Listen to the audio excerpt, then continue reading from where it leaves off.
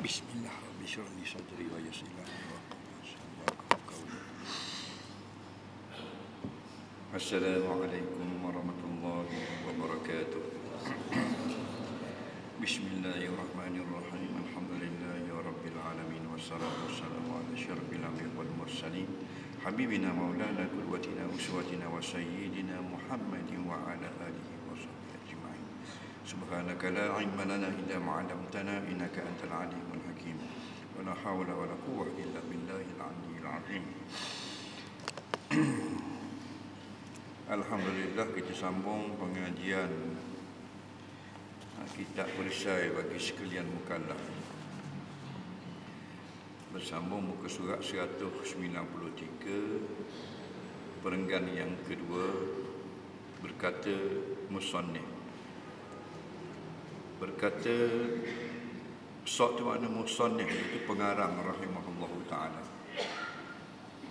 Fahaza dinuna wa i'tiqaduna zahiran wa batina wa nahnu bura'u ila Allah ta'ala min kulli man khalaqa alladhi zakarnahu wa bayyanahu wa nas'alullah ta'ala an yusbitana 'ala al-iman wa yahtima lana bihi wa ya'simana min al-ahwa al-mukhtalifah wal ara'i al-mutafarriqah والمذاهب الردية مثل المشبهة والمعتزلة والجهمية والجبرية والقدرية وغيرهم من الذين خالفوا السنة والجماعة وخالفوا الضلالة ونحن منهم براء وهم عندنا ضلال وأردياء وبالله العصمة والتوفيق. Itu maknanya terjemah bagi matan, iaitu matan bagi pengarang. Pengarang kitab ini ialah Imam Abu Ja'far At-Tahawi yang menterjemah dan mensyarahkan Syekh Abdul Qadir Al-Mandili. Maka ini agama kami dan i'tiqad kami pada zahir dan batin, dan kami kelepasan kepada Allah Ta'ala daripada tiap-tiap mereka yang menyalahi akan yang telah menyebut kami akan dia, akan mereka, dan telah menerangkan kami akan dia.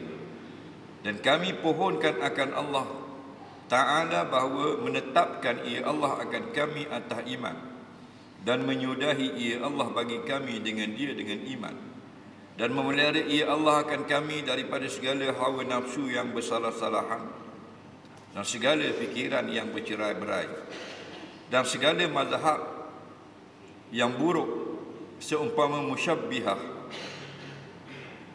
dan mu'tazilah dan jahmiyah dan jabariyah dan qadariyah dan lain daripada mereka itu, daripada mereka yang menyalahi akan sunnah Nabi SAW dan jamaah muslimin, dan melazimkan mereka itu akan kesesatan, dan kami berlepas diri daripada mereka itu, dan mereka itu pada sisi kami sekalian yang sesat dan sekalian yang binasa.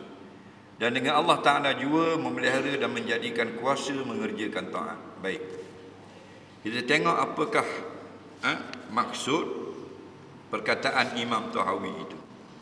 Syim itu maknanya syarah, maknanya huraian daripada pengarang. Pengarang kitab perisai ini Syekh Abdul Qadir Al-Mandili, seorang ulama yang tinggal di negeri Mekah.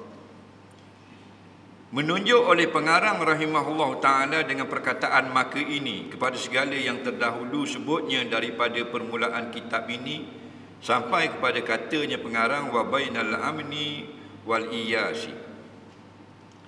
Jadi kata pengarang tadi, fahaza, maka ini mana? Segala yang telah kita mengaji selama 5 berapa tahun? 7 tahun dah. Sampai ke muka surat 100 lebih. 7 tahun. Jadi maka ini, yang ini 7 tahun ini. Nah, samalah macam yang dalam Quran. Zalika. Alif lam mim zalikal kitab. Zalika, demikian itulah. Demikian mana? Apa yang ada dalam kitab Al-Quran. Maka fahaza, kata pengarang, maka ini 7 tahun ni. Kalau kita duduk mengaji daripada depan sampai belakang ni, sekalian yang tersebut dalam kitab ini ialah iktikad kami sekalian ahli sunnah wal jamaah. Semua itulah pegangan kita. Jadi solat ni kita belajar solat, cara solat. Kita pun buat gitu. Bagaimana yang kita belajar? Cara dia lagu tu. Akidah pula, bila kita belajar, kita pegang apa yang telah kita belajar. Itu cara dia. Maknanya kita mengamalkan ilmu. Dari segi iman kita belajar dah. Allah itu tidak menyerupai makhluk. Kita peganglah begitu sampai mati. Itu kita beramal dengan akidah yang benar. Kita belajar bab sembahyang. Bila rokok kita kena tamak-ninah. Kalau tak ada tamak-ninah tidak sah. Kita pun lepas belajar, kita pun sembahyang, mulai hari itu kita pun tamak-ninah lah. Nampak? Maka orang panggil beramal dengan ilmu. Itu satu lagi ihsan atau ilmu tasawuf. Kita belajar bahawasanya harta benda ini berguna tetapi tidak boleh dibawa mati. Kita pun amal juga. Kita cari harta tapi ingat harta itu tak boleh dibawa sampai ke akhirat. Melainkan jika harta itu kita gunakan untuk Allah Ta'ala. Maka berguna. Jadi beramal dengan ilmu akidah ni ialah pegang yang benar. Tapi kalau belajar salah dah, pegangan pun salah. Kenapa ramai orang belajar dengan Tok Guru yang salah? Tok Guru dia kata Tuhan ni tangan ada 2 belah. Dia boleh pegang dia ni. Banyak lah ni dia pegang. Kalau di Indonesia lagi parok lah ni Indonesia. Bukan Tuhan duduk je atas arah. Tangan 2 belah. Tu kata tangan 2 belah alik kanan, tu kata alik kanan 2 belah, tu kanan sebelah, kiri sebelah. Balah dah Indonesia tu. Tu kaki pula. Kaki tu setuh dengan arah, tu kata setuh betul-betul dengan arah. Tu kata tak kaki tak duduk atas arah, kaki suku daripada arah pula dah. Jadi macam berhala dah. Dan ada follower dia. Ni masuk ke Malaysia dah. Tuhan ni duduk bawah punggung Tuhan tu ada arah. Jadi Tuhan sama macam kita dah. Kita tak fahaza, maka ini semua ini pegangan kita. Mana Allah tidak seperti makhluk, tak atas, tak bawah, tak depan, tak kiri, tak kanan. Tidak berhajat kepada kita, maha kaya, kita yang berhajat kepada Allah. Allah bukan jenis berjisim, bukan bertubuh, bukan jenis makan minum, bukan jenis tidur, bukan jenis lupa, bukan tersalah, bukan berbentuk. Semua dalam fikiran kita hanyalah makhluk belaka. Kerana kita nak proses, nak gambarkan Tuhan itu tak boleh. Allah saja yang kenal dia sebenar-benar kenal. Kita kenal sekadar yang beritahu sifat Allah dalam Quran, dalam hadis. Nak kenal zat tak boleh. Dalil Nabi kata wala tafakkaru fi zatillah.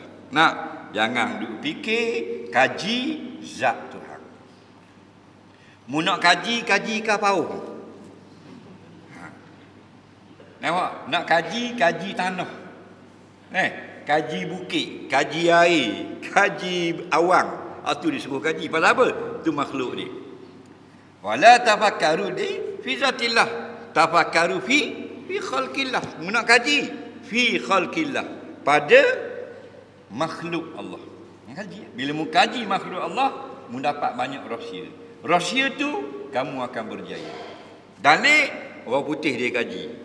Dia kaji tu, kaji ni, kaji tu, dapat buat macam-macam ciptaan baru. Semua dia kaji tu, dia tak kaji Tuhan, dia kaji makhluk.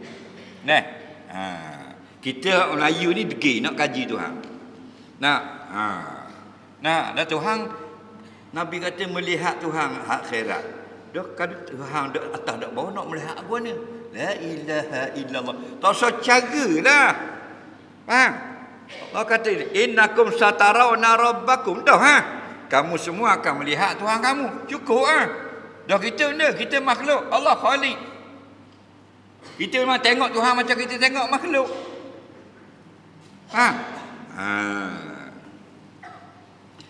Berimang tengok dah, apa berimang? Dah Nabi kata innakum satarawna rabbakum, kamu akan lihat Tuhan kamu. Aku berimang.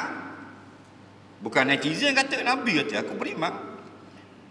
Dah tidak atas tak bawah tak depan tak belakang, nak tengok mana? La ilaha illallah, babi sungguh bodoh ni.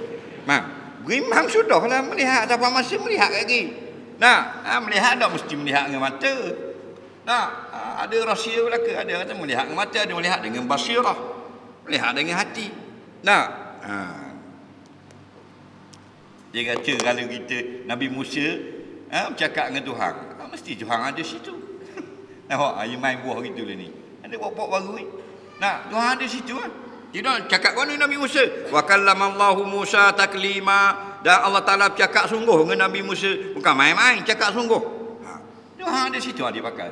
Dah, Tuhan tidak atas, tidak bawah, tidak di Mesir, tidak di langit, tidak kanan, kiri, tidak depan, tidak belakang. Dia berkata-kata dengan Nabi Musa, dengan berkata-kata dengan sifat dia yang laisa kamitslihi syai', tak menyerupai sifat makhluk.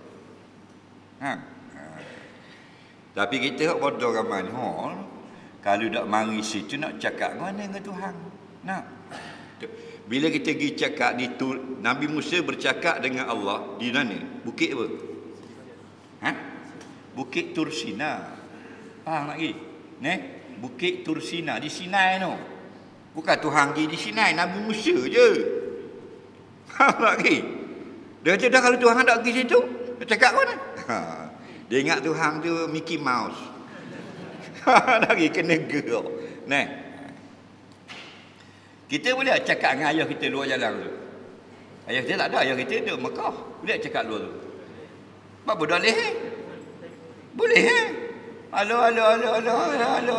Ayah Mekah. Ayah kata dah, mana ramah. Dia kata ayah, ada dua mana? Mekah ke Madinah? Naik kereta api. Dah tak apa dengar. Lagi masuklah sejid mana tak imannya pergi mana? Cakap ayah. Hei, cakap ayah mana? Ayah mu ada Mekah. Dah cakap ayah sungguh luar tu. Tengok. Adakah mesti ayah di luar tu? Ayah ada Mekah, dia cakap luar tu. Dia cakap telefon, khabar telefon pada. Kau ingat cakap sungguh. Jadi adakah Bukit Tursina Nabi Musa pergi? Tuhan duduk congok tunggu congok. Tak. Lagi. Jadi tubik karuk ni laisa, bukan ni bukan. Kata perkara bukan. Ngaruk dah ni. Allah Maha Suci menyerupai makhluk dan tak berhajat kepada makhluk. Nampak? Istighna'an kulli ma siwa. Sangat tak perlu, sangat tak berhajat apa jua pun. Kita yang sangat perlu kepada Allah. Allahus Samad. Dan ialah Islam i'tiqad yang benar, agama yang menyuruhkan kami dengan dia oleh Nabi SAW dan beramal oleh kami dengan dia dengan agama pada zahir dan batin. Zahir batin wajib, apa yang Nabi bawa datang kena beramal. Ada orang sekarang amalkan zahir, tinggalkan batin. Ada yang amalkan batin, tinggalkan zahir. Jadi bercelaru habis.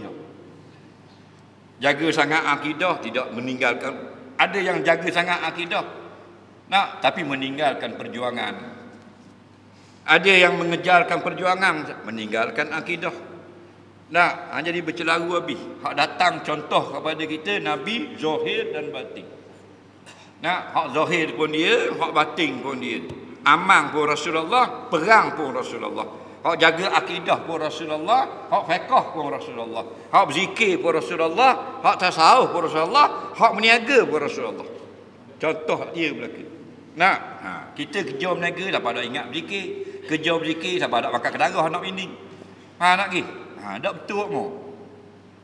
Kuat sangat ahli sunnah wal jamaah dak berjuang mempertahankan negara umat Islam. Kuat berjuang perang dah dak mengaji pada ain. Jadi kucalanah habis. Pergi semayang pagi petang siang malam berjemaah, dak wina pakah kan nak bini. Jadi dak betul habis. Jadi kita kena balik zahir dan batin semuanya.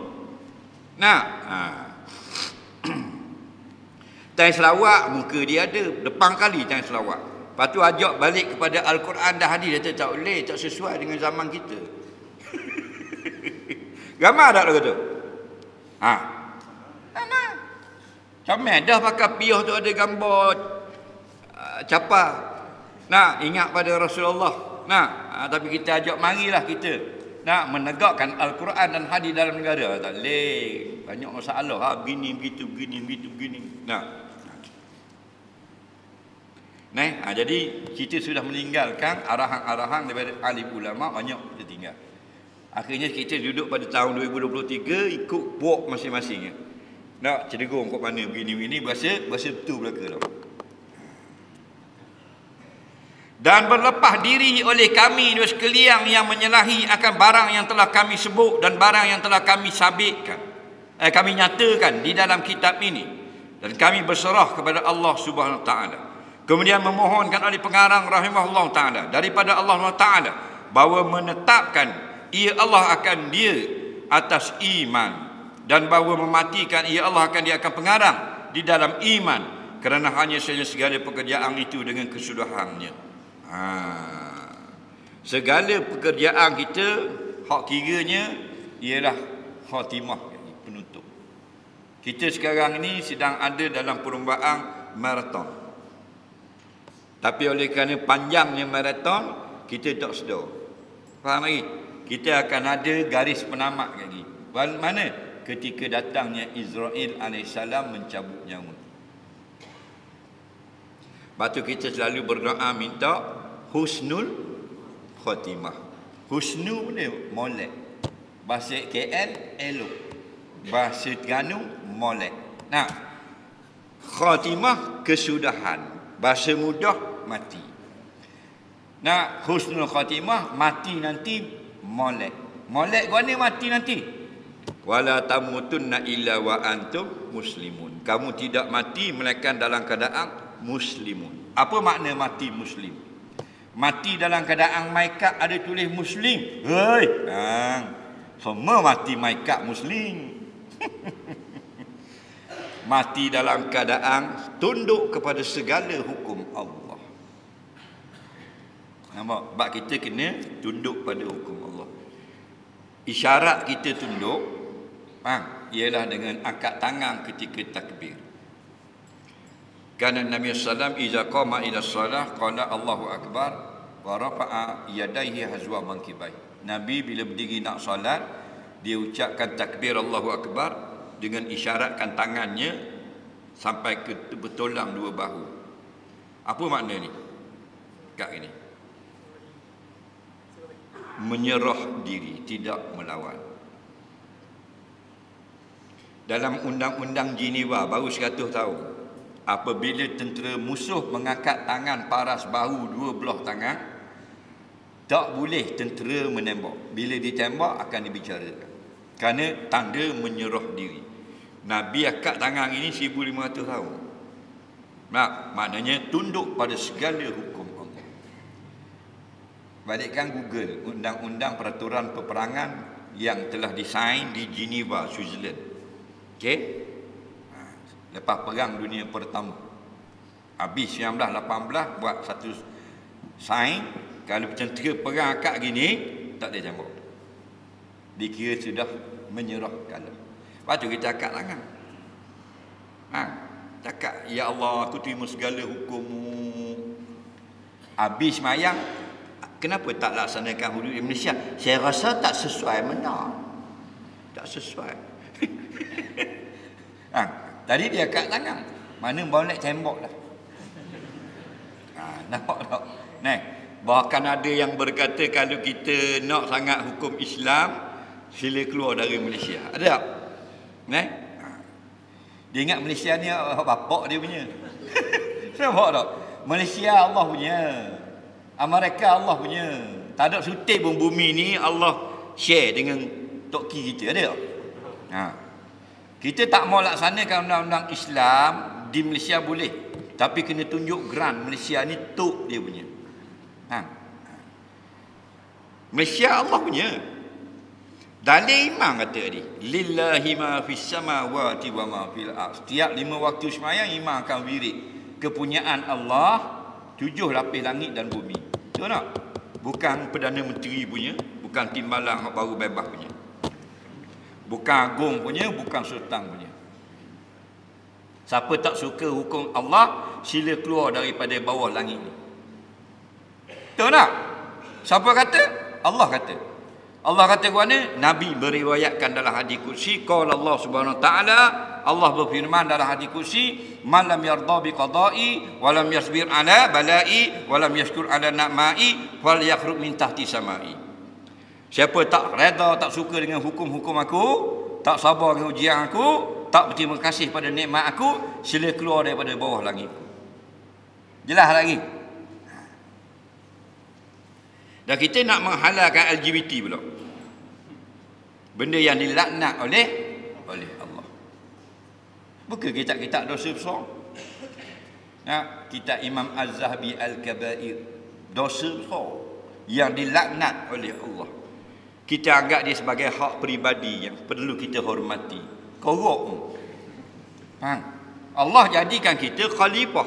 Apa makna khalifah? Ini ja'ilun fil ardi khalifah. Aku jadikan kamu di bumi khalifah. Apa makna khalifah? Khalifah orang yang akan menegakkan hukum Allah, menghalalkan yang halal, mengharamkan yang haram, mencegah kemungkaran. Tu khalifah. Dia tak benda kemungkaran nak suruh kita reda. Tu pelepah. Bukan khalifah. Betul tak? Jangan takut pada kerajaan. Faham? Jangan takut pada siapa-siapa. Tak sesuai mu sujud pada Allah, takut pada manusia. Wala takhshawun nasa wakhshawni wala tashtaru bi ayati samanan qalila. Jangan takut pada manusia, takut hanya kepada Allah. Dan jangan jual ayat Quran dengan harga yang sedikit.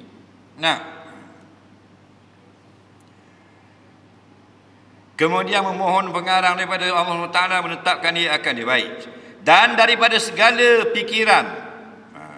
Dan meminta ia pengarang daripada Allah Ta'ala bahawa melihara ia Allah akan dipengarang segala kehendak nafsu yang bermacam-macam.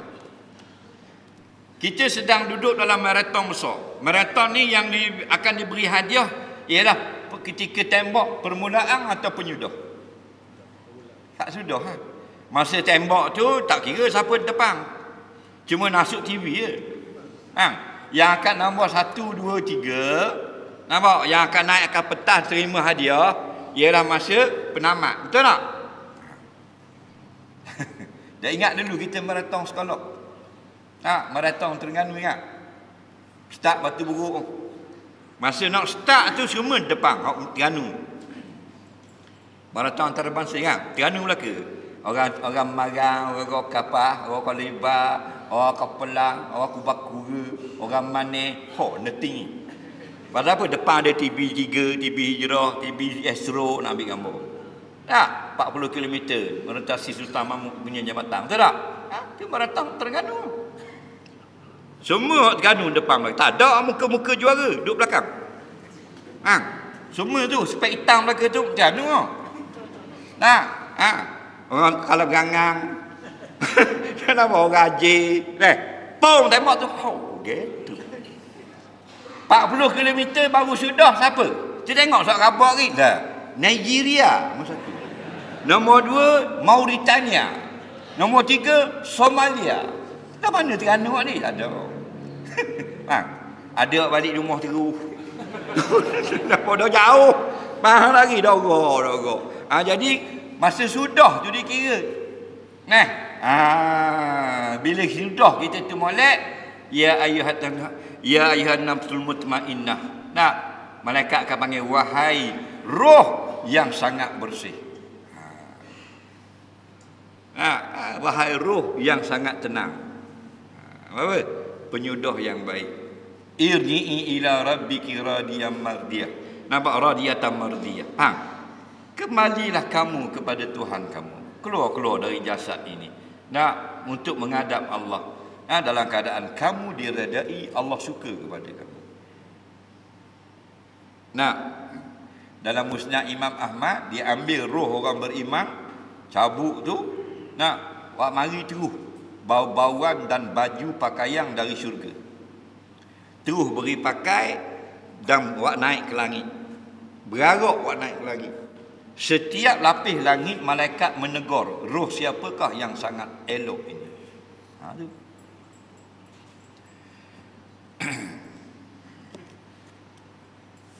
Itu penyudah yang baik. Jadi kita harapkan penyudah yang baik. Hidup 50 tahun melakukan dosa, bila mati Allah ampun. Sudah yang baik. Tengok. Ada juga orang daripada awal baik, penyudahnya jadi jahat. Na'udzubillah. Jadi kita Tak tahu benda yang akan datang. Kena serah. Lepas tu setiap kali selesai melakukan tugas taat pada Allah, selesai semayang, selesai haji, selesai tawaf, selesai sedekah, selesai mengaji, selesai itikaf, selesai puasa, dua perkara ada dalam hati. Pertama, rojak, harap-harap Tuhan menerima.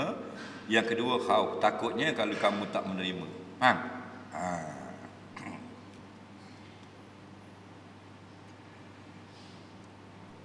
Daripada segala kehendak nafsu yang bermacam-macam dan berlain-lainan. Dan kita minta berlindung daripada kehendak nafsu yang pelik-pelik. Memang pelik-pelik sungguh letih. Nafsu kita ni tak tua. Yang tua jasad. Dalil mu balik lagi, mu tengok cermin. Mu nampak nafsu ke nampak jasad?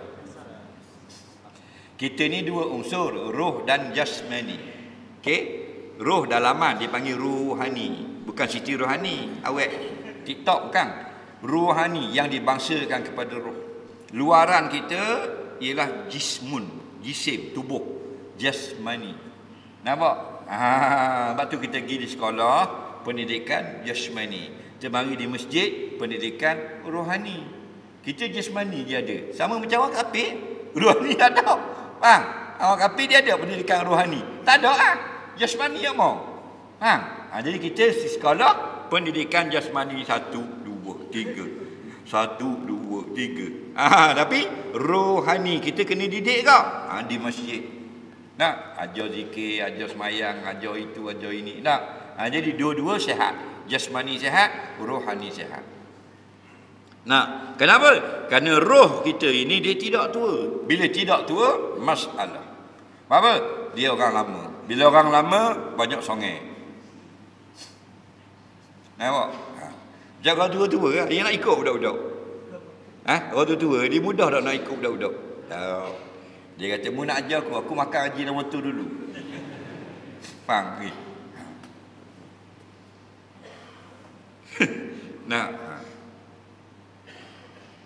Allah buat roh tu. Duduk dalam belakang sulbi Nabi Adam. Belum lagi Nabi Adam turun ke bumi, Allah sapu belakang Nabi Adam, kita keluar dalam bentuk roh.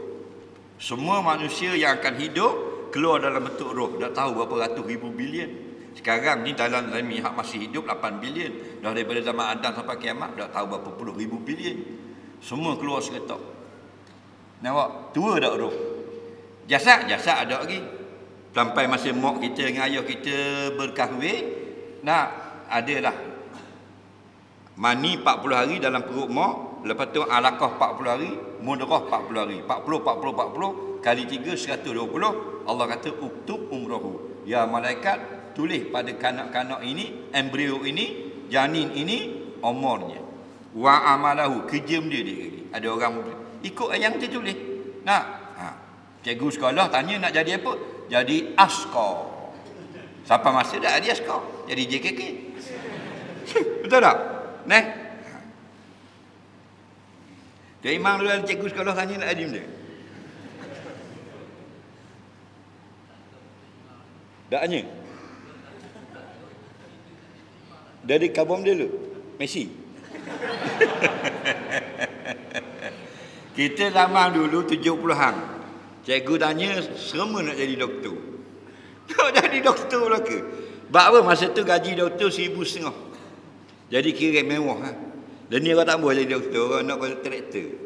Pasal doktor ni baru 3,000. Kontraktor 30,000 sebulan. Habis nak jadi kontraktor pula. Jadi zaman kita lah habis. Satu kelas kena molek 40 orang, 40. Doktor. Seorang nak jadi askar. Oleh kerana ramai yang jadi doktor, tahun 90-an habis jadi doktor lagi. Tapi cocok diri lah. Cocok tekak, cocok telur kakang, cocok telur tiok. Jadi doktor pakai ramai. Nafsu dia tidak tua. Bila barang yang tidak tua lama sangat, umur berpuluh-puluh ribu tahun rupanya usia kita. Jadi kita duduk sambut hari lahir, bukan hari jadi. Kerana kejadian kita lama dah puluh-puluh ribu tahun. Okey, betul tak? Kita sambut hari lahir. Bukan hari jadi. Kita jadi lama dah. Ribu tahun dah. Duduk roh dia tu. Bila sampai masa kita 120 hari dalam perut mak, tiup roh. Betul tak? Roh ambil mana? tempat simpanan. Tempat tu sirullah, rahsia. Malaikat kerja dia ambil. Tiup dulu. Tung tubik jatuh. Tengok photostat nampak jatuh.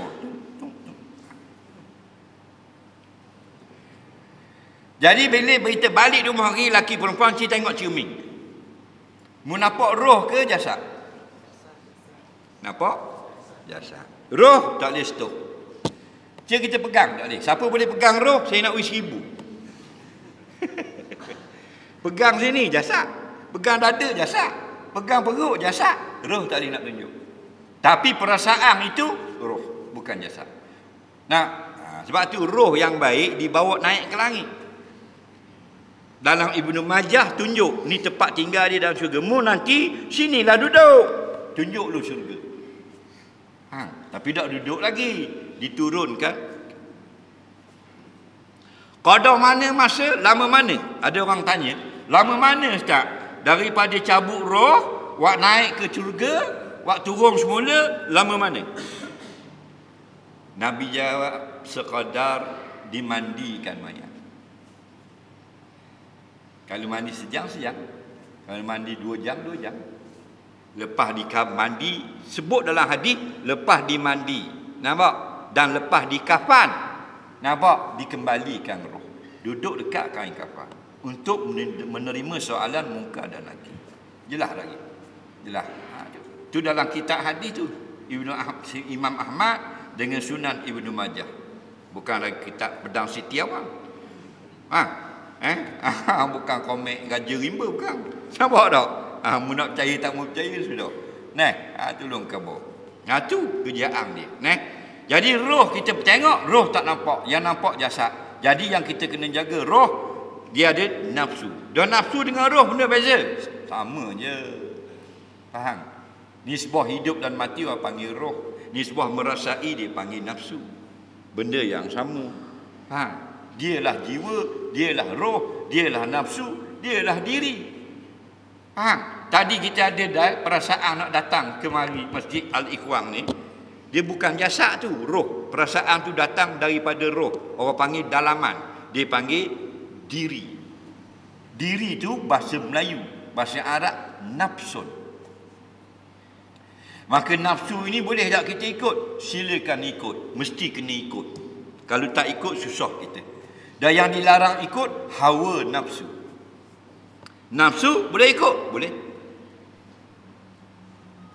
Dalil boleh ikut bila kita lapar, kita kerja dari pukul 8. Pukul 1 rasa tak lapar. Orang yang rasa lapar, dia akan datang perasaan nak makan ke nak main snooker? Nak makan. Tu fitrah dia panggil. Bila nak makan, itu nafsu.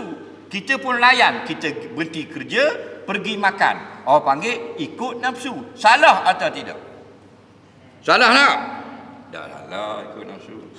Bila kita dah pagi bekerja, kita rasa dahaga. Bila rasa dahaga, dia nak minum ke nak jogging? Nak minum. Kerana kita arat basyariah, perangai manusia. Bila dahaga, nak minum. Bila nak minum, kita berhenti kerja. Kita keluar jabat, kita pergi minum. Salah atau tidak? Tak, kerana kita ikut nafsu. Malam sekarang dah masuk jam lah, pukul 12 dah. Rasa mengantuk. Bila orang yang mengantuk, nak tidur ke nak pergi berjalan-jalan? Nak tidur. Dia pun pergi tidur. Salah atau tidak? Situ tidak salah ikut nafsu. Yang salah ikut hawa nafsu. Nak makan tapi nak banyak. Tu hawa nafsu, salah. Faham? Nak minum biasa-biasa tak mau minum, setiu minum air buah. Faham? Faham lagi? Tu hawa nafsu. Tidur, orang lain tidur bangun pukul 6 bang subuh. Dia bangun 9.30. Itu hawa. Faham lagi? Beza nafsu dengan hawa. Nafsu kehendak biasa manusia atas jalan fitrah, hawa yang berlebih-lebihan dan macam-macam. Ni. Dia kata naklah minta pelera daripada kehendak nafsu yang macam-macam hal. Dialah kuliah agama, dialah disko. Habis benda no. Patut dia dah kuliah agama dah, joget dah. Dia joget pula lagi. Nah, dengan politik dan daripada segala fikiran yang bercerai-berai dan segala mazhab yang buruk dan hina. Allahu Rabbi, pelik-pelik dia ni. Nak sampai semayang jemaah dalam rumah pun boleh dah ni. Nah, pasal apa? Ada kaul tu dalam kitab-kitab ulama. Dia tak faham. Bukan semua kaul kita boleh ikut. Kalau kaul Syas tak boleh. Faham tak lagi? Dia kaul ada kau pandangan yang pelik-pelik. Nah, telajukkan pandai jadi pelik kau. Ada satu, saya nak malas nak sebut nama tukang fatwa. Nah, boleh sembahyang Jumaat seorang diri dalam rumah. Nah, habis dia ambil cukai dalam kitab-kitab besar-besar, khabar kau orang amal dalam Facebook. Nak khabar dia pandai. Nah, dia boleh ambil nakak, pelik-pelik. Nah, kena ingat kau Syah tak boleh ikut. Kena ra'i satu hadis, man syazza syazza finnar. Orang yang ganjil, dia ganjil masuk neraka. Jangan awak pelik pada orang. Nah, jadi tapi kita duk tengok kenapa banyak pandangan-pandangan hak mengarut pun orang ikut. Dan LGBT orang ikut. L, lesbian, perempuan sama perempuan, dosa besar. Bukan kita tafsir Ibnu Katsir. Kena laknat. Hidup lesbian. LG, gay, laki-laki, liwat kok dubur. Kambing pun dah buat kerja gitu. Mana bodoh ada menatang. B, bisexual. Nah, dua laki-laki, satu perempuan, dua perempuan, satu laki-laki, sekejap dengan perempuan, sekejap dengan laki-laki. T, transgender, tukar kemaluan. Buang gerbek, bubuh karipak. Faham lagi? Semua tu mal'un. Kena laknat. Mana didoakan oleh malaikat, celaka, celaka, celaka, celaka sampai kiamat. Kita nak halalkan. Sebenarnya kita sekarang ni sedang memilih antara syurga ke neraka. Sini tempat pilih di dalam dunia. Akhirat bukan tempat memilih. Kita duduk mundi lah ni. Mundi jalan mana mundur lagi.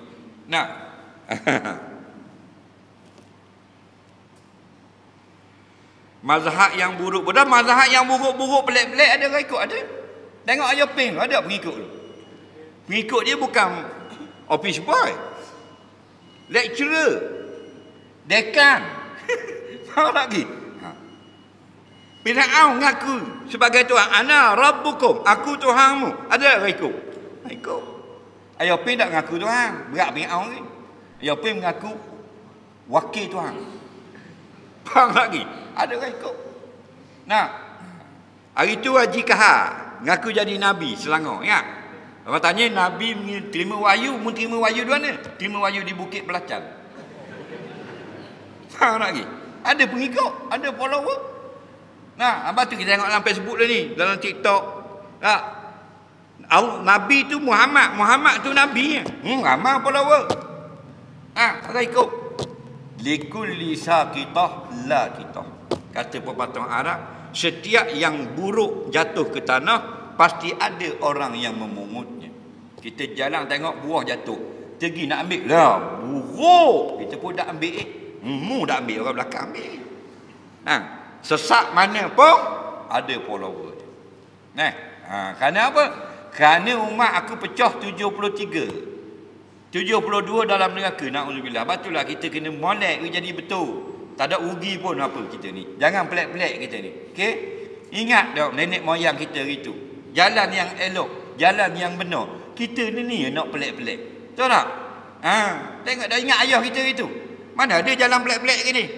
Ingat zaman mak kita gitu tak? Mana ada jalan-jalan lesbian lah, apalah. Laki dengan laki, aku tak boleh bayang. Betul tak? Kedap betul? Kalau berzina laki-laki perempuan, betul dah haram, tapi boleh terima pada akal. Zuyina linas hubbu syahwati minan nisa. Laki-laki Tuhan buat memang berahi ke orang puan. Ni berahi ke lelaki. Berat orang pergi sokong pula tu. Nak buat gua ni.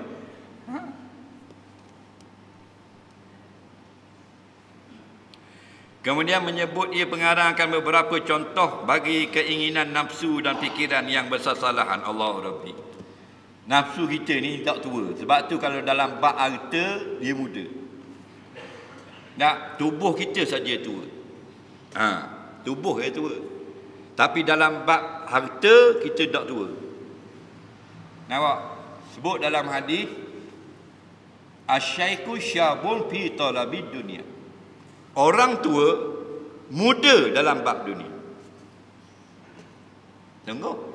Orang tua ni hanya tua dalam bab akhirat. Kalau kita ajak pergi masjid, kita ajak pergi ceramah. Mana Pak Long? Mai pergi ceramah atas duduk di rumah kau saja, duduk tengok televisi tak guna kau. Tak jalanlah jauh sikit tak apa dah pergi dah. Biar orang muda-muda lah. Serah kau orang muda-muda. Apa? Pasal akhirat dia dah nak pergi. Tapi kalau nak pergi piti, Tolong piti bering esok 500 tu nak wakil korang nak pergi sendiri. Pergi ambil sendiri. Mari. Kalau piti pergi ambil sendiri, tolong. Kenapa? Asy-syaikhu syabun fi talabid dunya wa fi riwayatin fi talabil mal.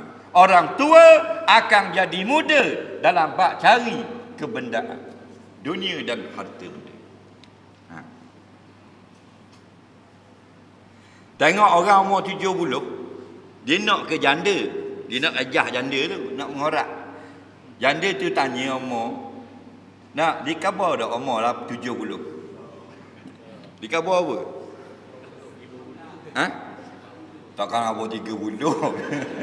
Kalau 70 biasa khabar apa? Nang ulu 2. Dalam bab dunia. Okey? Gitu lah. Rambut dia botak dah, pas sini dah. Puan kata nak rambut abang nampak macam botak dah. Bukan botak, kening rendah. Janggut abang nampak putih tau, ubang tau. Nak nikah mana dengan kita? Bukan ubang, kena kelorok. Faham lagi? Dia ejah lama nak suruh nampak muda. Tapi dalam bab nak cari akhirat, dia akan mengaku tua. Dia nak absent. Dia nak moteng. Waktu bijaknya Allah dijadikan orang yang tua, dia ada nafsu tapi tak nak jimak lah bini dia. Kalau boleh jimak, tak ada orang tua pergi sejid. Sebab tu orang tua ramai mari sejid. Pasal tak orang nak jimak. Kalau boleh jimak lagi, tak lari lagi sejid. Duduk main gitu lah rumah. Kokah. Faham? Tapi Tuhan awak cabut lah. Nak dah nak buat benda tau. Faham? Pistol jadi macam pistol air. Faham lagi dah agak. Jadi puas mak long pun tengok cemuh, aku tengok mak long pun jadi cemuh, duduk sejid lah. Jadi ujung-ujung tu dijemput hadir ke masjid supaya ada sikit bekalan akhirat. Nampak? Tu Tuhan dia bijak Rabbil Alamin. Dan segala mazhab yang tiada elok berhenti kat tu, wallahu a'lam. Sebelum kita jawab soalan, Masjid Al-Ikhwan Gelong Bilal melancarkan pungutan kutipan derma dengan kita gerakkan tabung-tabung derma itu untuk muslimin dan muslimat, hadirin hadirat beri sumbangan. Yang nak beri sumbangan melalui online, bank muamalat 13010005984716 atas nama Surau Al-Ikhwan. Akaun TMB yang nak bayar bil elektrik masjid 210037353109 atas nama Zulkifli bin Muda Ajizo kita. Jadi sumbangan tuan-tuan dan puan untuk tabung pengurusan imarah masjid kita ini dan maslahat qaryah setempat. Sila gerakkan tabung depan ke belakang, belakang ke depan, kanan ke kiri, kiri ke kanan untuk kita berikan sumbangan. Tadi kita dah sebut nombor akaun bank untuk kita derma kepada tabung masjid. Nombor akaun itu saya letak dalam Facebook saya. Ada dua.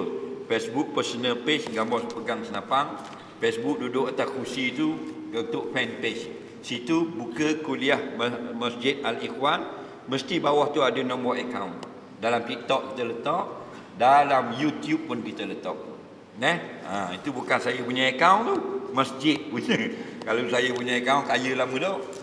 Nampak? Tiap-tiap malam masjid yang berlainan, akaun yang berlainan. Tengok molek-molek. Ambil nombor telefon, buka Maybank to you, tarik nombor akaun masjid tadi. Nak, tekan RM100, ting, sampai RM100. Nak, tak payah bangun, buat belang tidur je. Boleh sedekah. Sambil-sambil kita gerakkan tabung beri sumbangan derma, kita tengok soalan dia. Pertama soalannya, menguap sunat tutup tangan kiri ke tangan kanan? Tangan kanan sunat. Okey? Tutup dengan tangan kanan. Kerana Nabi SAW kasih kepada kanan kepada kebanyakan pekerjaan yang baik. Okey? Maka tutup mulut ketika apa benda ni menguap ini tangan kanan, kata ulama. Okey? Dalam hadis sebut tangan saja. Nabi kata iza tasa'aba ahadukum falyadha yadahu ala fi fa inna syaitan yadkhulu atau kama qala. Barang siapa yang menguap, hantarkan tangannya ke atas mulutnya. Begitu. Kerana syaitan nak masuk. Okey? Kita tutup tangan kiri, tidak berdosa pun. Dan dia lebih ringan daripada perintah makan. Kerana kalau disebut makan sengaja dengan tangan kanan, makruh.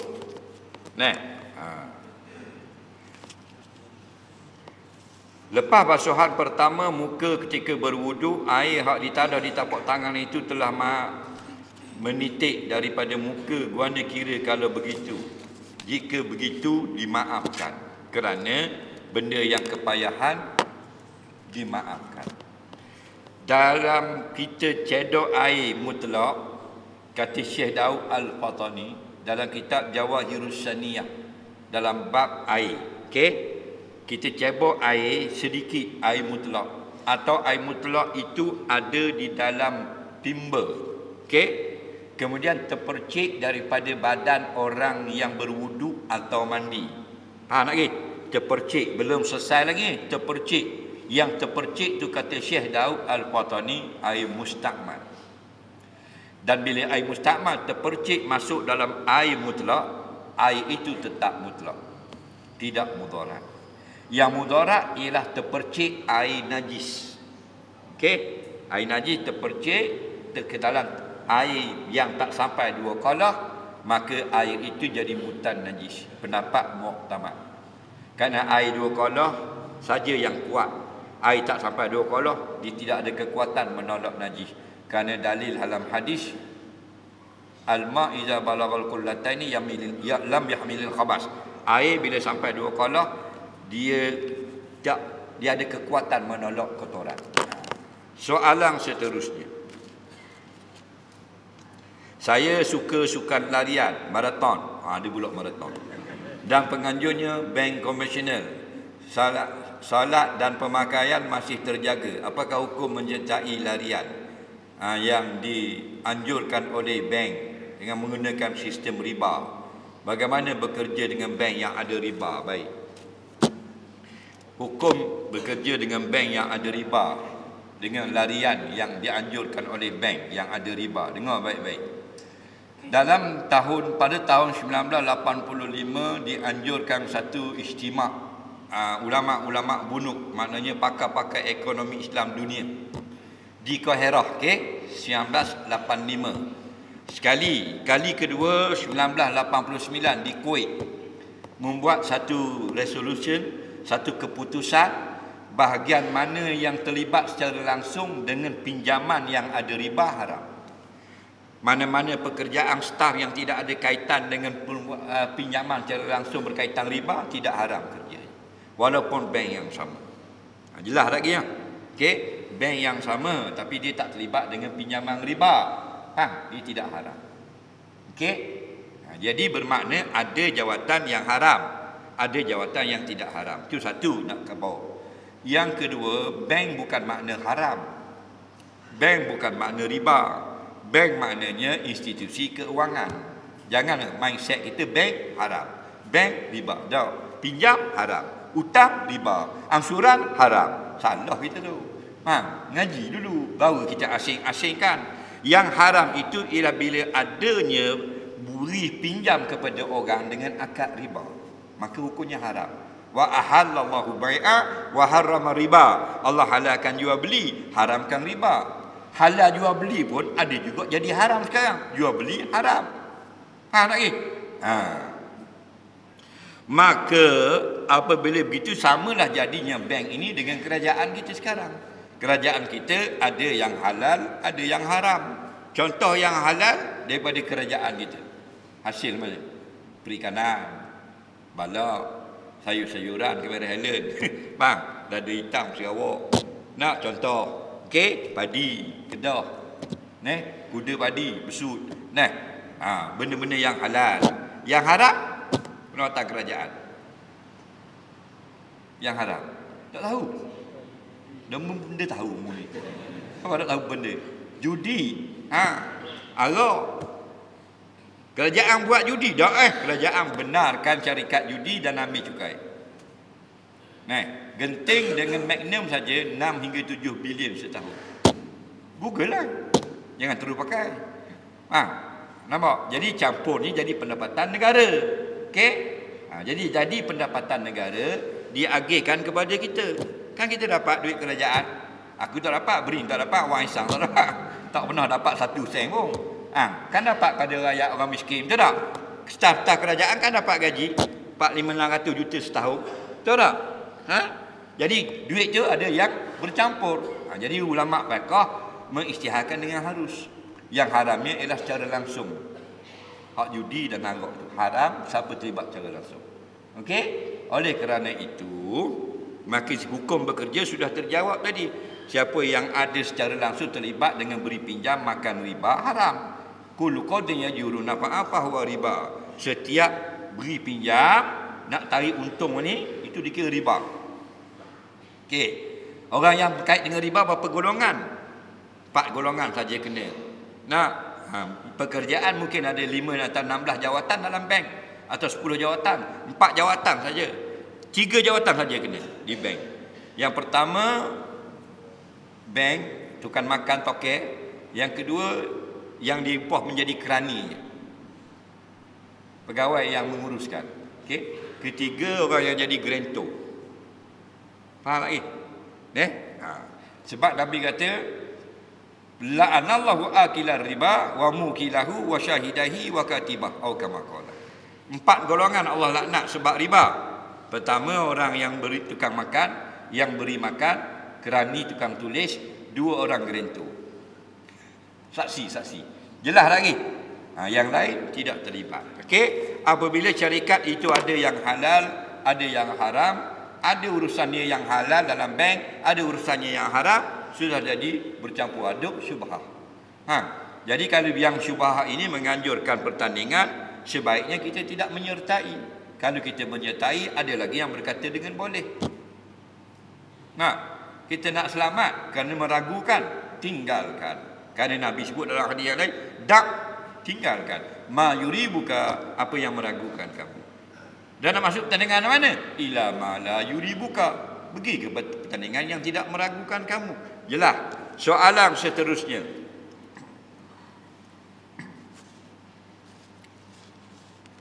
Selepas orang sewa homestay saya, dia ada tinggal biskut dan buah. Bolehkah saya ambil makan benda yang ditinggalkan itu? Tak boleh. Kerana awak dapat menghubunginya. Okey? Yang kata boleh makan ialah kita tidak tahu. Kita jalan-jalan, kita jumpa nasi kapik jatuh. Nabi kata dalam hadis, arif wa haula, hendaklah kamu iklankan penemuan nasi kapik itu 1 tahun. Setahun tak jadi nasi kapik dah, jadi lato-lato. Faham lagi? Jadi kata ulama, yang iklan setahun itu harta yang tidak rosak. Bila harta yang rosak, tak ada orang yang boleh makan. Kerana tak tahu dah. Ada pun tuan homestay dengan penyewa, dia boleh tahu je. Ada tak nombor? Ke pakai buruh peti?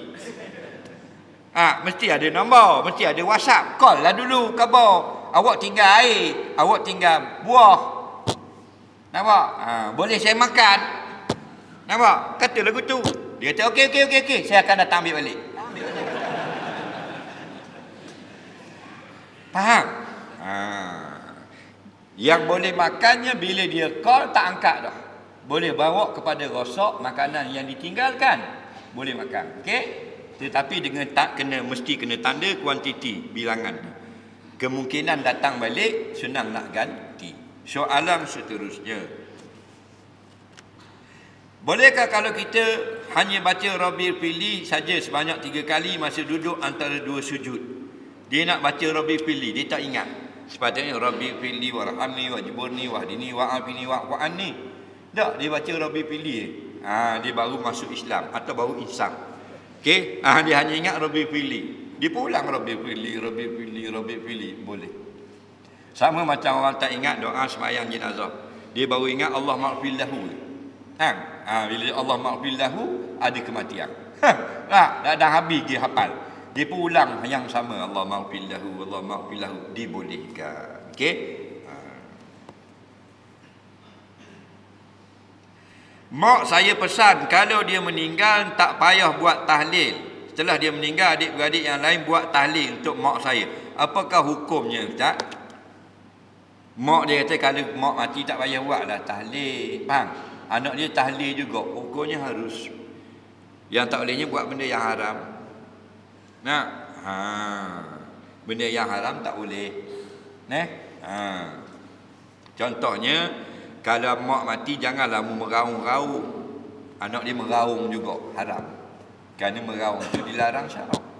Adapun tahlil tidak dilarang syarak. Faham lagi? Benda harus saja bila ada kematian kita nak berzikir hadiah pada si mati.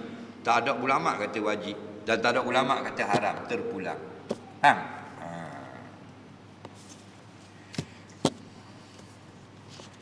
Apakah hukumnya kita pinjam kereta orang, lepas tu kita buat bisnes kereta sewa? Macam-macam ni akhir zaman. Dia pinjam kereta kawan dia. Nampak? Pinjam kereta sehari, rupanya dia sewa kat orang.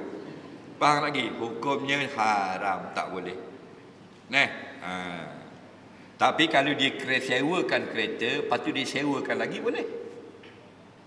Faham? Yang bolehnya kita sewa kereta, bukan pinjam, kita sewa. Sewa kereta sehari berapa? Tengok jenis kereta. Awak nak kereta mana? Saya nak Wajah. Wajah RM70 sehari. Contoh, dia pun sewa lah kereta orang. Dia pun dah dapat sewa, dia sewa orang 80. Faham lagi? Contoh, okey? Hukumnya boleh. Melainkan tuan kereta kata tak boleh disewakan. Mana dia seorang yang boleh sewa. Maka tak boleh. Kita sewa rumah 1,000 kawan kita berkenan. Kita bagi dia sewa 1,200. Boleh. Okey, kerana rumah tu untuk disewakan. Tapi kalau pinjam tak boleh sewakan. Kerana dia hanya reda kita je pakai. Dia tak reda orang lain pakai. Tu panggil pinjam.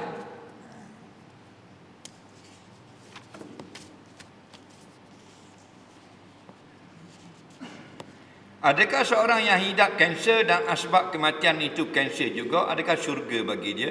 Sebab saya pernah terbaca dalam hadis tapi tak tahu sahih ke tak. Dia kata, adakah orang yang mati kanser mati syahid? Dia kata ada baca dalam hadis. Ada tak dalam hadis mati kanser? Dalam hadis penyakit berjangkit. Wabak. Wabak mati syahid. Macam baru ni COVID, itu wabak mati syahid.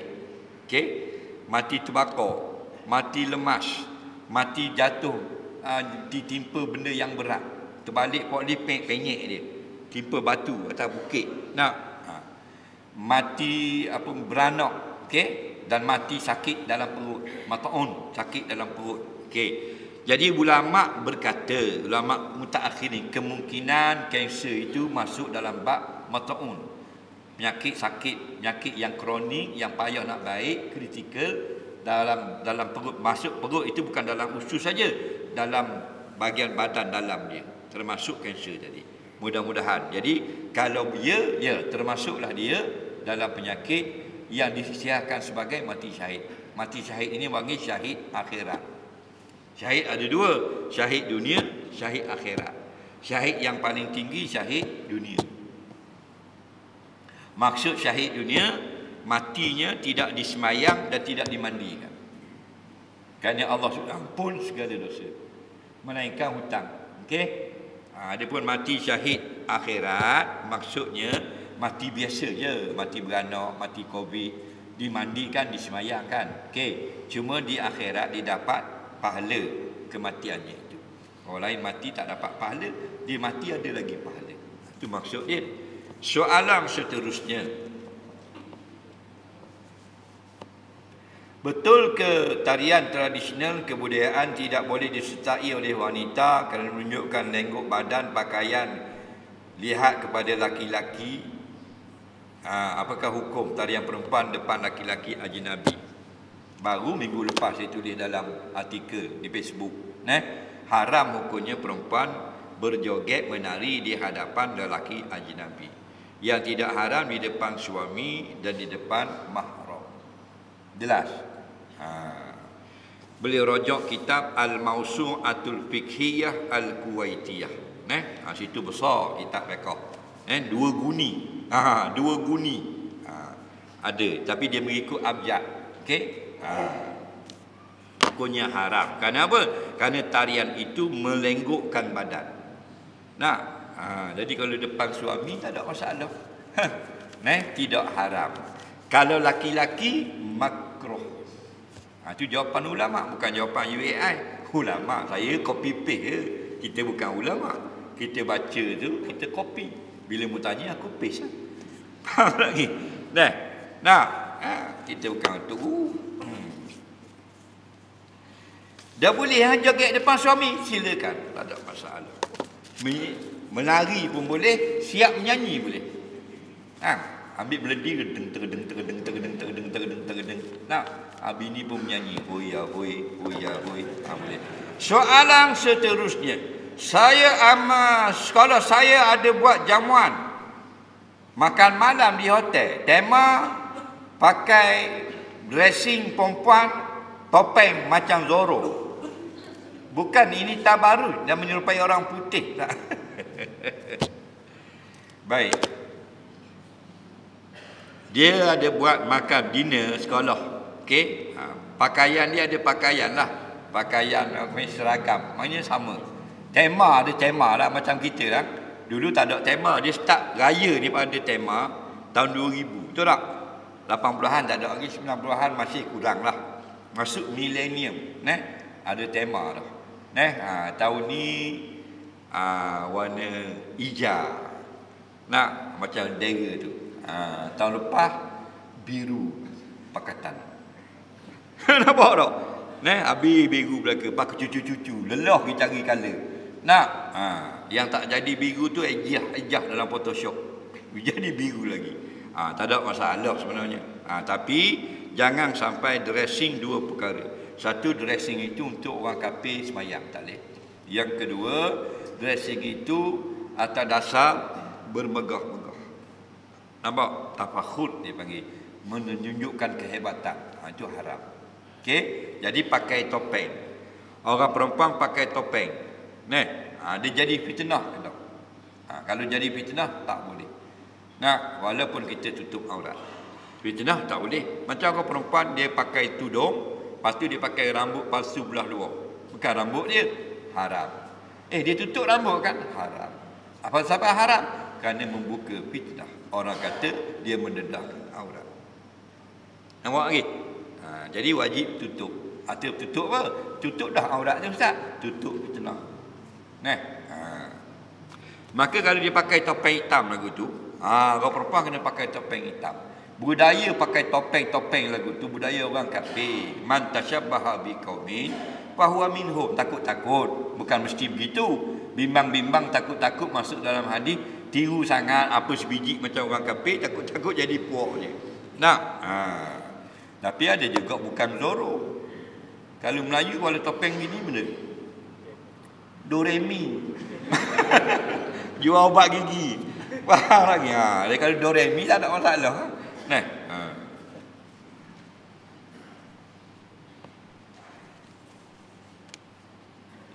Dalam universiti baru ni ada buat perempuan campur laki perempuan, bersorak yang perempuan, sokong bola sepak, melompat-lompat yang perempuan, menjerit-jerit. Adakah ini dibolehkan? Tak boleh. Orang perempuan tak boleh meninggikan suara. Fala tahdha'na bil qauli. Jangan kamu tinggikan dan kamu sedapkan suara kamu. Kenapa? Kerana nanti memberi fitnah pada laki-laki ajnabi. Payat mak. Jadi hati orang laki-laki jadi beh. Beh dengar suara dia. Beh dengar beh. Dia ni belak-belak dah. Tak boleh larang lah ni. Kena suruh. Kena suruh. Belak-belak dah ni. Ni nak pasal Dajjal nak keluar dah ni. Mula-mula Imam Mahdi dulu. Tunggu Imam Mahdi dulu. Kerana belak-belak ni. Betul tak? Larang tak ni? 3 tahun lepas awal-awal TikTok 2019. Okey. Puan nyanyi dalam bilik. Joget. Dalam bilik, ambil dengan video, post. Kita kata bodoh dah. Ni 2023 duduk dalam bilik dah. Depan kedai orang 5 ekor joget. Deng ramai-ramai. Buat seragam. Betul tak? Depan kedai orang, atas divider, dekat traffic light, depan stadium, dekat orang jual ikan. Tak ada malu, tak ada sikit, tak ada apa dah. Patah Barat, di Johor, di Kelantan, di Terengganu, depan orang ramai, joget ramai-ramai. Kerana apa? Nak suruh viral. Hubusyah. Nama gila viral, kasih pada viral. Buka dalam kitab-kitab tasawuf, masuk sifat mazmumah yang dicela agama. Ronok sangatlah dapat 2 like. Pada dia juga yang like 2 akaun. Duit menang nombor ekor, bayar PTPTN. Haram hukumnya bayar hutang orang dengan duit yang haram. Dan jangan diterima bayar hutang daripada duit yang haram. Tak boleh terima. Kena ingat betul.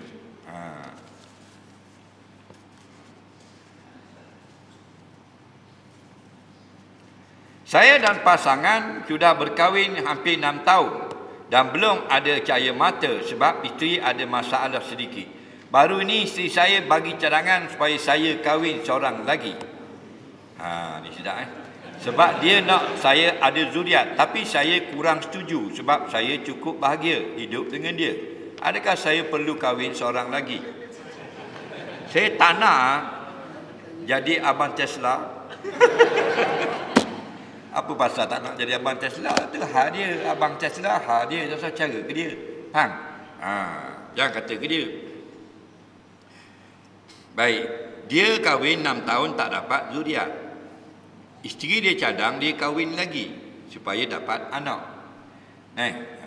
Adakah dia patut kahwin atau tidak? Dan dia rasa tak nak kahwin sebab dia dah bahagia dengan isterinya. Okey. Yang pertama, kita kena tahu nombor 1 sekali tujuan berkahwinan. Ada 6 tujuan besar. Salah satunya yang paling besar, zuriat. Awaladin solihin yad'ulah. Antara kelebihan zuriat ini, anak yang mendoakan kita. Solihin itu bukan makna pakai kopiah ada janggut macam aku ni. Solihin itu kata Imam Syafi'i, kata Imam Nawawi, yang beriman saja. Okey, walaupun dia seluar pendek tak ada masalah. Walaupun dia puasi. Okey, asal dia orang mukmin, doa dia berguna pada ibu bapa. Faham? Jangan salah faham betul Maknanya ada anak. Antara sebabnya lagi dapat anak ramai ini, Nabi suka. Kerana Nabi nak jadi Nabi yang paling ramai umat di akhirat. Kerana akhirat lagi, Nabi ada ikut umat masing-masing di belakang Nabi. Umat Nabi Musa belakang Nabi Musa. Dia ikut kontijen, faham? Umat Nabi Lut belakang Nabi Lut. Nabi Nuh kontijen dia paling ramai. Faham lagi? Nabi tak sebut kontijen, aku tambah je. Nabi sebut dalam hadis, inkahul waluda. Kahwinlah dengan perempuan yang banyak beranak. Fa ini mukasirun bikumul umam yaumal qiyamah, kerana aku rasa bangga menjadi umat paling ramai Nabi pada hari kiamat. Jelas? Okey. Itu satu. Yang kedua, mungkin ingat bila mu kahwin dengan suami yang tak dapat anak, masalah isteri juga. Mu suruh dia kahwin isteri yang kedua, ingat belum tentu dapat anak. Kerana yang memberikan anak itu bukan isteri kamu, Allah. Faham lagi? Kalau Allah kehendak, beranak lah. Kalau Allah tak ada 14 ekor bini pun tak beranak. Faham ya? Tu pegangan yang betul. Pegang situ dulu. Nampak? Sebab Allah dia nak Masya Allahu kana. Apa yang Allah nak berlaku. Kalau Allah tak nak, tak berlaku. Allah nak berlaku. Kahwin tak dapat anak. Ramai tak? Tak kahwin dapat anak. Ramai juga. Nah, kenapa? Kerana Masya Allah. Barang yang dia nak. Yang ketiga, kalau kamu tak dapat anak, adakah berdosa? Tak berdosa pun. Akan kerjamu, itu kerja Allah. Nah, dan anak itu boleh lagi kita tak ada anak betul, kita lah ambil anak angkat. Tabani fil Islam ya juz, harus. Nah, ambil anak angkat, cari budak pondok seorang, ambil jadi anak angkat. Adik belajar, pakcik tanggung semua, kitab-kitab bulanan pun semua. Mudah-mudahan dia jadi anak yang soleh, doakan kita nanti. Nah, boleh juga. Faham? Kemudian kalau kamu kahwin pun tak ada masalah. Kita tak boleh jawab. Isteri kamu sudah benarkan, mana tak ada masalah. Yang jadi masalah ni bini tak benar. Waktu duduk tuah juga. Spring waktu pusing ni spring waktu lah dah jadi pot bong. Duduk lebong ke bini. Balik rumah bini muda kata mesyuarat. Menipu. Ni bini sudah bagi, kahwin je dah. Ni kalau boleh ni tergelepar belaka nak nikah. Jadi tak ada masalah. Kalau awak rasa bahagia dah mau kahwin dah, tak ada masalah. Awak lebih pandai memilih. Sama ada meneruskan perkahwinan ataupun tidak. Dan ingat, cuma kalau kamu kahwin seorang lagi, belum tentu dapat anak. Ikhtiar itu disuruh syarat. Tentu baru-baru ini ada yang tidak tunai solat, datang tengok. Antaranya masuk sebelum asar. Baik. Baru ni ada buat persembahan tatu Angkatan Tentera sempena 25 tahun pemerintahan Sultan Mizan, Terengganu. Ada orang kata masuk sebelum asar tak solat. Tu tak boleh kata lagu tu, kena husnuzanni. Sangka baik, kemungkinan mereka solat. Baik. Kemudian ada juga yang dia kata saya tengok terang-terang. Dia duduk situ sampai maghrib tak solat. Okey, kalau perempuan sangka baik, period. Kalau laki-laki tak ada sangka baik lah, biasa dia tak solat lah tu. Jadi adakah semua? Tak. Orang yang solat, dia akan solat. Dia pergi tattoo ke, dia tak tattoo ke, dia duduk di rumah ke, camping ke, hiking ke, dia solat. Betul tak? Dia main motor ke, konvoi ke, orang solat, dia solat. Orang yang tak solat dok nanti tattoo. Dia solat tak di rumah. Orang yang tak solat. Ke tak solat kat tattoo ke? Faham lagi? Tu. Jadi salah tattoo ke salah orang? Salah orang. Berapa mudah solat?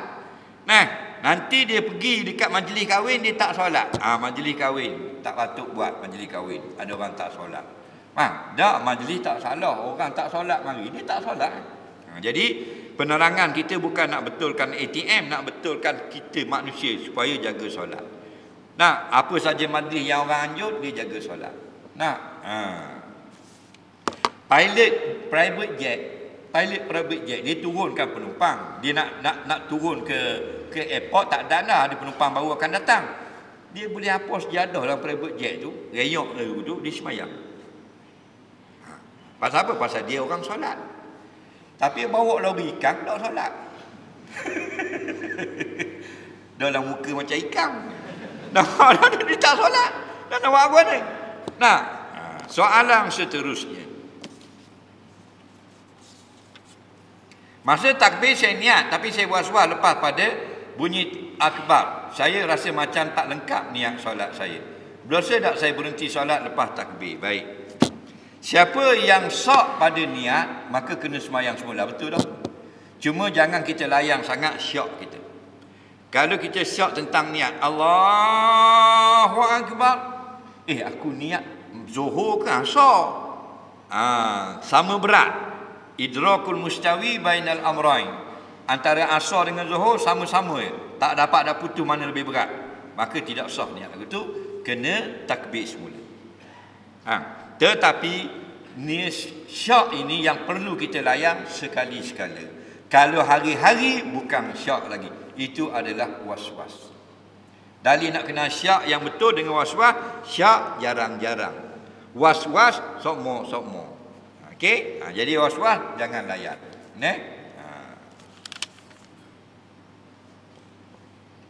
Mana molek kira dulu sebelum makan atau selesai makan baru kabur bayar?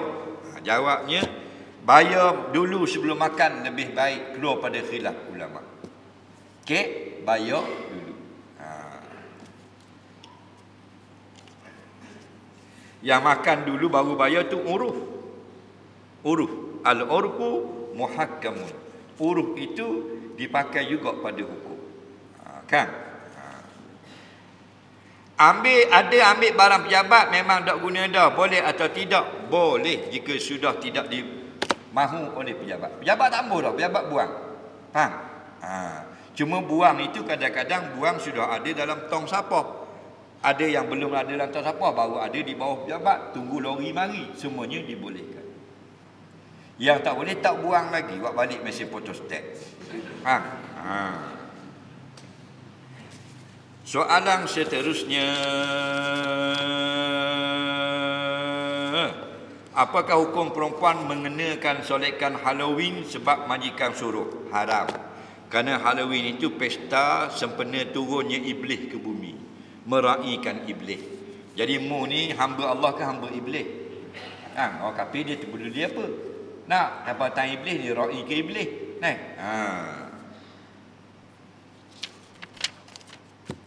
Jangan ikut semua yang orang suruh. Kita ni zaman kita ni dah penuh dengan fitnah. Apa yang bos suruh kita buat belaka. Apa yang Nabi suruh dikira ketinggalan zaman. Pasal apa? Pasal likulli alfin wahidun fil jannah. Kata Ibrahim bin Adham, setiap 1000 orang seorang masuk syurga. Bukan makna 999 masuk neraka. Maknanya minoriti je dapat syurga Allah. Dengan kelakuan manusia pada zaman ini. Jadi kita rebutlah minoriti. Ini pelik-pelik dia ni. Tok guru dia kata sesat. Kafir harbi dia kata baik. Padahal kafir harbi, faham tak harbi? Harbi itu makna perang. Harbiyun wajib perang. Tak perang berdosa. Kita faham. Tak ni terbaik. Dah kalau terbaik, kayak gimpok mu mati, suruh kafir harbi tu semayang banyak. Jangan suruh tok guru. Jika semayang tasbih siang hari dilakukan 4 rakaat 1 salam, adakah rakaat 3 dan 4 sunat baca surah juga selepas Fatihah atau sama saja macam solat gini? Kalau bab baca surah 2 rakaat pertama saja. Okey? 2 rakaat pertama. Dalam kitab Muhazzab 2 rakaat pertama sembahyang subuh baca surah, 2 rakaat pertama zuhur dan asar baca surah, 2 rakaat pertama maghrib baca surah, 2 rakaat isyak baca surah, 2 rakaat hari raya sunat baca surah, 2 rakaat Jumaat sunat baca surah, 2 rakaat sunat apa benda ni istisqa baca surah, 2 rakaat duha baca surah. Nampak? Jadi kalau sembahyang sunat tasbih, sunat baca surah. Setiap rakaat, 2 rakaat, 2 rakaat, 2 rakaat, 2 rakaat. Sama ada buat 2 rakaat 1 salam atau 4 rakaat 1 salam. Okey? Kalau malam buat 2 1 salam, 2 1 salam. Kalau siang boleh pilih nak buat 2 1 salam boleh tasbih atau 4 rakaat 1 salam. Kalau buat 4 rakaat 1 salam, rakaat pertama baca surah, rakaat kedua baca surah, rakaat ketiga baca surah, rakaat keempat baca surah. Soalan seterusnya. Sikit lagi, 3 keping. Ali mengopek dengan maksum sehingga cukup syarat jadi anak susu. Adakah Ali dengan seluruh keluarga maksum jadi ada hubungan mahram dengan Ali ikut seperti nasab? Baik. Ibu susu nama maksum, ibu susu. Okey? Faham? Tuang kopek, ibu susu. Okey? Yang budak yang menyusu nama Ali. Okey? Bila dia menyusu dengan ibu susu, cukup syarat. Apa cukup syarat? 2. Syarat pertama 5 kali menyusu. Syarat yang kedua tak sampai dalam umur genap 2 tahun. Faham lagi? Semua tu dalam kurang 2 tahun. Okey. Bila cukup syarat, Ali ini jadilah anak susu kepada mak song ni. Faham lagi? Padahal bukan mak dia, mak susu. Adakah mak ni seorang jadi mahram dia? Dah, 7 golongan. Nabi kata yahrumu birrada'ah ma yahrumu bin nasabi. Jelas. Jadi mahram sebab menyusu, 7 golongan yang jadi mahram dalam bab keturunan. Jadi keturunan kita ada 7 mahram kita. Ingat kalau kita ni laki-laki, siapa mahram kita? 7. Nombor 1, mak kita ke atas. Nombor 2, anak perempuan kita ke bawah. Nombor 3, adik-beradik kita yang perempuan. 3 jenis adik-beradik. Semak sepak, semak pok tula, mak tula. Okey. Yang keempat, adik-beradik abang, adik-beradik perempuan ayah kita. Yang kelima, adik-beradik perempuan mak kita, mak dara lah. Yang keenam, anak saudara sebelah adik-beradik laki-laki. Yang ketujuh, anak saudara sebelah adik-beradik perempuan. 7. Faham? Ini semua haram dengan sebab keturunan. Maka bila kita ngopek dengan seorang perempuan, 7 juga jadi mahram. Faham? Okey? 7 juga. Mak song ni, mak song ni pakat benda dengan kita. Mak apa? Mak kopek, mak susu. Mak bagi mak song, Haji Lijah, tok susu. Anak mak song orang lain, uping-uping orang, adik-beradik susu, adik-beradik kita. Abang mak song, pok dara susu. Kakak mak song, mak dara susu. Faham lagi? 7 golongan. Okey? Angguk-angguk kita ingat. Angguk-angguk kita ingat. Lagi ke walanong.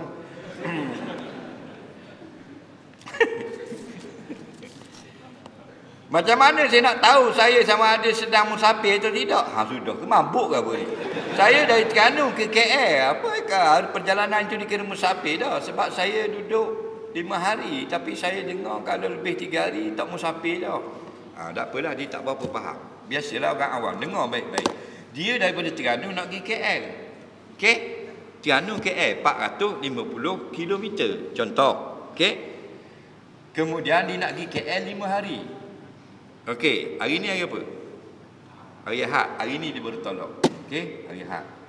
Ahad, Isnin, Selasa, Rabu, Khamis. Bila nak balik? Khamis. Nak pergi Ahad hari ni, nak balik Khamis. Berapa hari?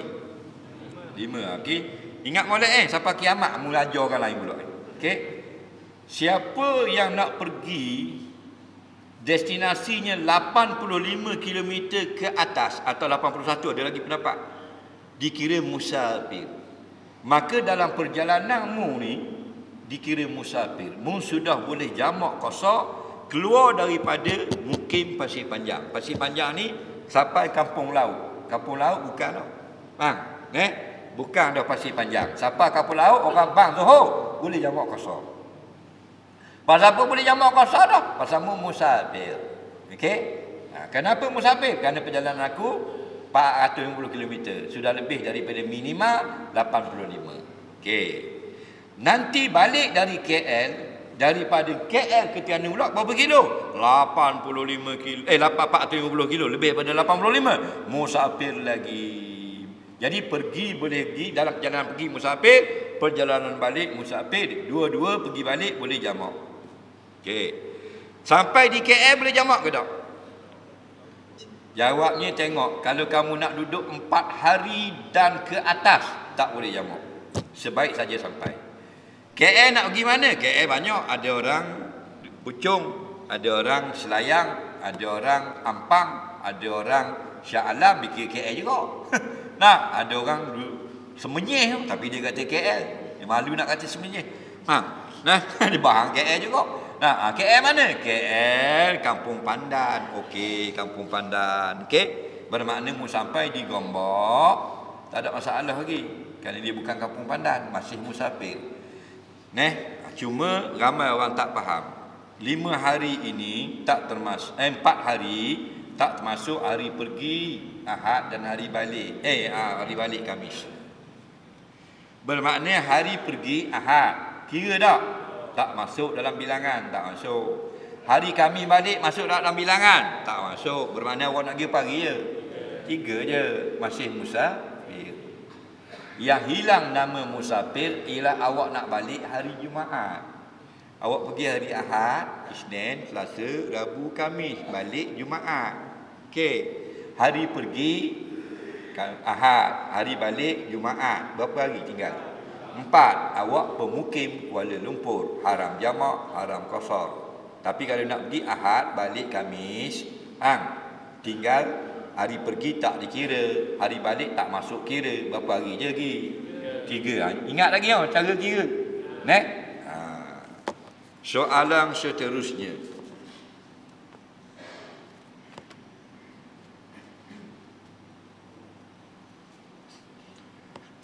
Ahli sunnah percaya dalam syurga kelak semua dapat lihat Allah. Tapi bukankah kalau tengok Allah memerlukan satu arah untuk tengok? Allah tu perlukan arah ke mana tak? Nabi kata innakum satarawna rabbakum kama ra'aitumul qamara lailatal badri atau kama qala. Kamu nanti akan melihat Tuhan kamu seperti melihat bulan malam 14. Ada tak situ Allah duduk pada arah? Dia mun kabu arah, tahu mana? Mun pandai-pandai tambah. Kamu akan melihat Tuhan kamu, ada tak kabu arah mana? Atas, bawah, kiri, kanan, depan, belakang, ada kabu tak? Ada sudah lah, diam dah lah. Berimang sudah lah. Tak ada sebut arah. Kita nak tengok makhluk perlu arah tak? Tak, perlu tak arah? Perlulah. Pasal makhluk berhajat kepada arah. Arah ada berapa? Ada 6 cikgu. Okey? Atas, bawah, depan, belakang, kiri, kanan. Kalau tidak atas, bawah. Kalau tidak kiri, kanan. Kalau tidak atas, bawah, tidak depan, belakang. Itulah arah. Situjah dipanggil.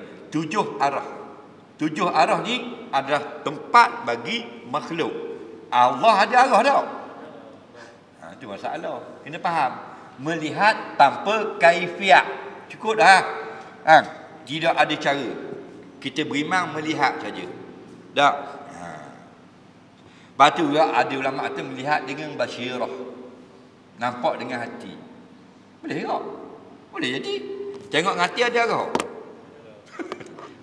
Jadi kita beriman cukup setakat yang diberitahu. Innakum satarawna rabbakum. Kamu akan lihat Tuhan kamu sudah. Kita akan tengok hakikat lihat sebenar di akhirat nanti. Oh, gini. Buah hati. Betul tak?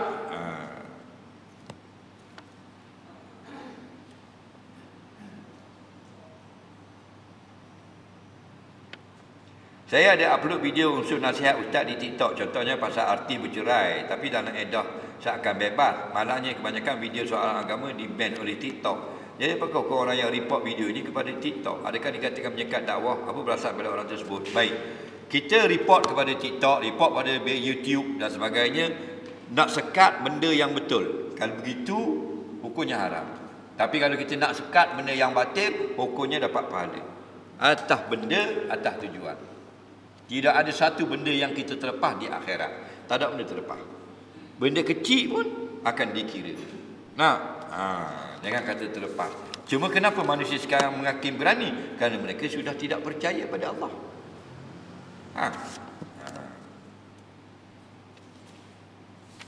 Ada tak soalan lisan?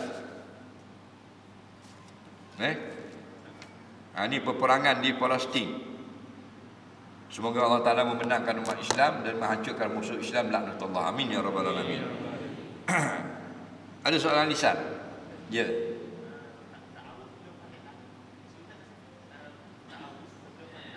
A'udzu billahi minasyaitonir rajim. Belum baca Fatihah. Bismillahirrahmanirrahim. Wa yusannu ta'awuzu qabla al-Fatihah. Disunatkan baca a'udzubillah sebelum Fatihah. 4 rakaat dalam mazhab Syafi'i. Kalau kita nak baca satu saja, afdal di rakaat pertama. Okey? Tapi kalau kita baca 4 rakaat ada a'udzubillah, afdal. Lagi soalan?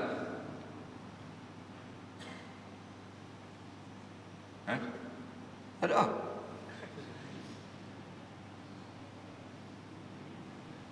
Tak boleh balik. Waalaikumsalam.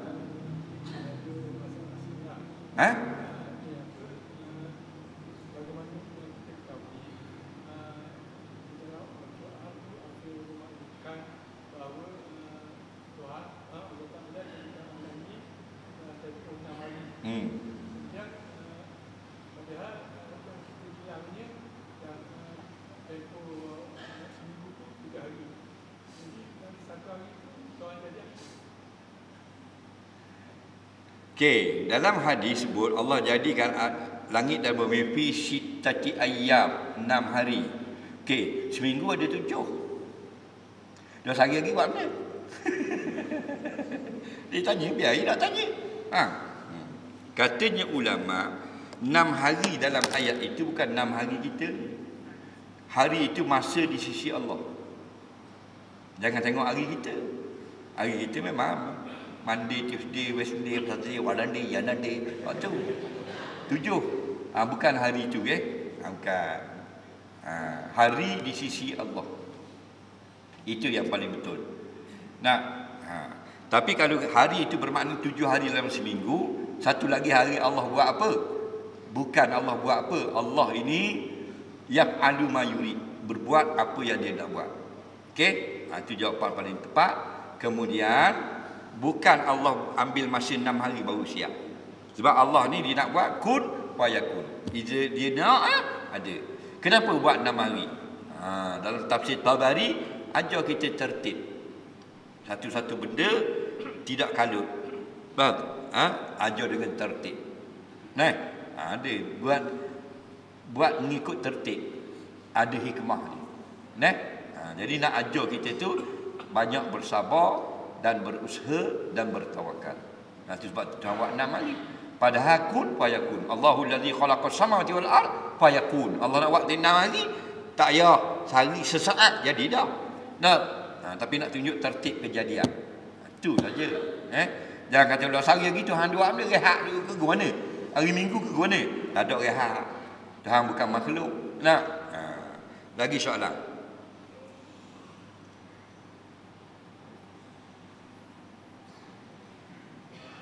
Ya. Hal tersaka.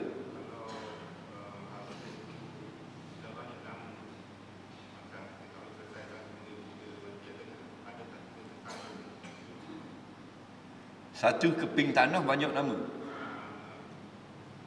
Contoh sekeping tanah 3 nama. Apa soalan dia?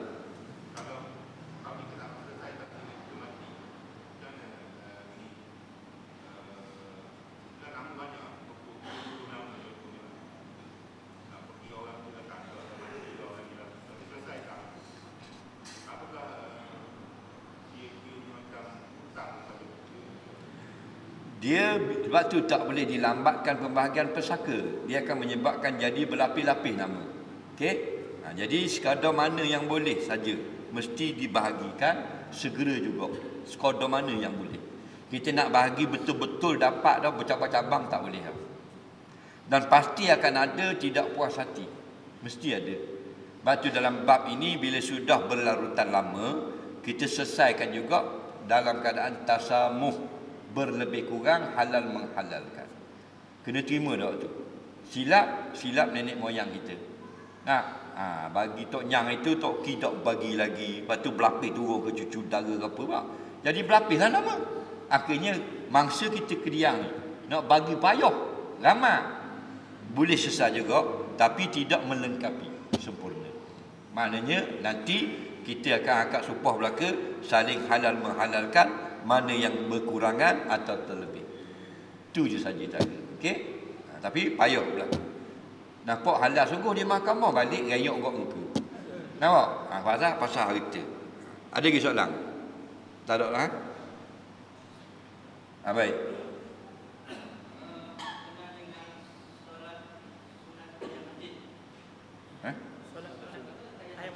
Tahiyat masjid.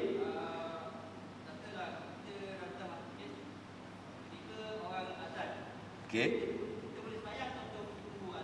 Baik. Soalan terakhir, terima kasih. Kita datang masjid, kita nak semayang tahiyat masjid. Kita masuk, okey? Bila kita berdiri nak takbir, orang bang, Allahu Akbar, Allahu Akbar. Maka adakah kita boleh semayang masa orang azan atau tak boleh gitu? Dengar baik-baik. Siapa yang masuk dalam masjid nak semayang tahiyat masjid, tiba-tiba orang azan, maka dia ada dua pilihan. Pilihan yang pertama, dia boleh solat ketika orang sedang azan. Tidak ada ulama yang mengatakan haram. Okey, silakan. Habis semayang dia jawab azan. Dengan apa? Dengan kumpul semuanya. Faham lagi? Pilihan yang kedua, dia berdiri dulu sebelum duduk. Kerana itu tahiyat masjid sebelum duduk. Okey? Dia berdiri dulu dan jawab azan. Okey? Dia jawab azan. Habis jawab azan, dia selawat, berdoa. Baru dia tahiyat masjid. Yang kedua ini afdal. Yang pertama tadi, nak terus solat ketika azan, harus. Tapi tidak afdal. Harus dibolehkan. Tapi dia berdiri dulu jawab azan, berdoa, barulah sembahyang tahiyat masjid. Afdal. Wallahu a'lam. Terima kasih pada semua. Allah manfa'na bima 'allamtana, 'allimna bima yanfa'una, rabbana zidna ilma, rabbana atina fid dunya hasanah wa fil akhirati hasanah wa qina adzabannar. Wa sallallahu sayyidina Muhammadin wa ala alihi wa sahbihi wasallam. Walhamdulillahirabbil alamin. Assalamualaikum warahmatullahi wabarakatuh.